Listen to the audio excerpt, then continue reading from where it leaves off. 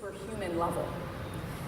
All right? So that's why this is important, because for the next several years we'll be in this sort of ANI space. Then the computers start getting smart and fast, and we move on to artificial general intelligence. And then at some point we move past that to artificial super intelligence. It's incorrect and correct, but we're not teaching them right from wrong. Who's training these systems to think?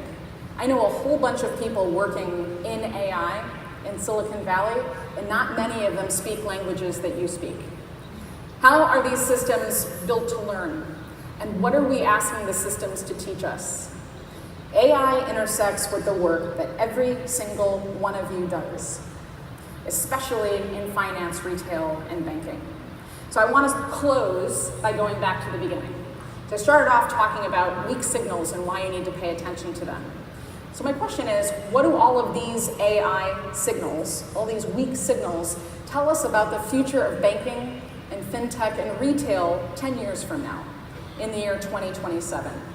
I want to share with you, to close out, some future scenarios that I've modeled for you.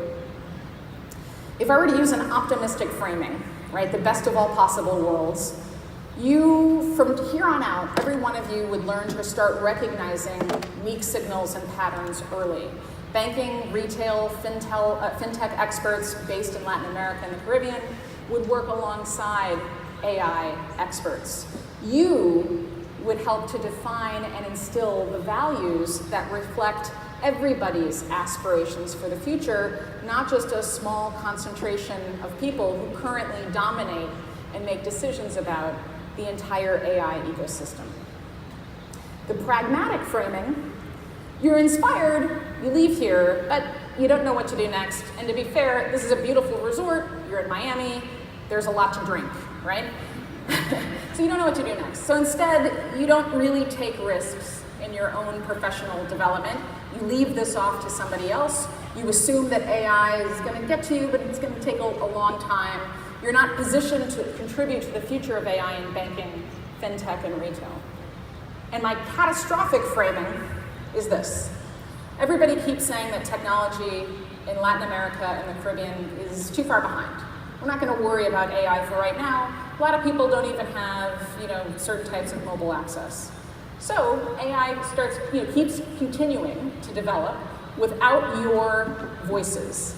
And so we start to see real biases emerge, and we see the unintended consequences of discrimination that affect banking, that affect retail and fintech and everyday life, where you live. And 10 years from now, it becomes difficult to untangle that mess.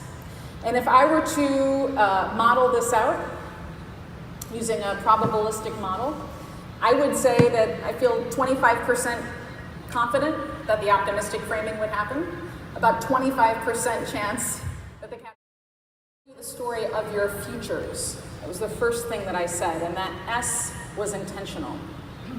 And I believe that there's a different way forward. So it turns out the future hasn't happened yet. I think that you have the power to make the future what you want. If you can't talk to Alexa or to Google Home, or if you're concerned about what I just showed you about AI, then you have the power to do something about it. You have to recognize that AI is the next era of computing, that it's not a trendy flash in the pan. And you have to start listening to weak signals in the present and to map out the future that you want for your business and for yourself. So to close, I brought you a present. What I've done is, I'm serious about this, and I want everybody to leave here feeling confident that they can sort of step into this and learn more and do better. So what I've done is created a folder for you. It's case sensitive. This is a Dropbox folder that has,